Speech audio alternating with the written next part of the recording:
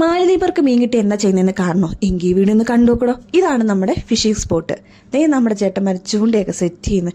ചൂണ്ട അങ്ങോട്ട് ഇടേണ്ട താമസം ആദ്യം തന്നെ മീൻ കറി അങ്ങ് കൊളുത്തി. നമ്മളാണെ ഇവർക്ക് പ്രോത്സാഹനമായി ആ പാറപ്പുറത്ത് അങ്ങ് കുത്തിയിരുന്ന് പിന്നെ കുറച്ച് പരദൂഷണമാവാലോ. അങ്ങനെ ഇരുന്നപ്പോൾ കാണുന്ന അപ്പുറത്തിരുന്ന ചേട്ടനെ മീൻ കയറി കുത്തി. വല്ല കൊമ്പനാണെന്ന് കരുതി. പക്ഷെ എന്ത് ചെയ്യാനാ, ആ മീന് ഇനി ആയുസുണ്ട്, അതങ്ങ് രക്ഷപ്പെട്ടടോ.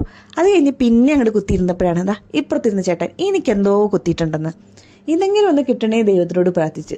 പക്ഷെ കറക്റ്റ് കിട്ടിയിടൂ. അങ്ങനെ ചേട്ടൻ കുറെ കഷ്ടപ്പെട്ട് ആ പാറപ്പുറത്തുനിന്ന് വലിച്ച് മീനെ അങ്ങ് പൊക്കിയെടുത്ത് ഒരു വലിയ ട്യൂണ.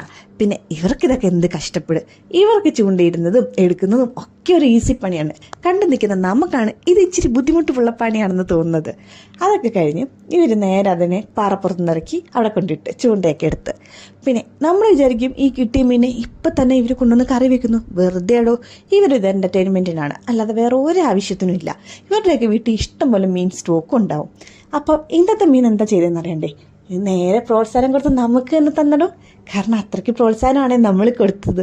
അപ്പോൾ അടുത്ത വീഡിയോയിൽ കാണാം. ബൈ.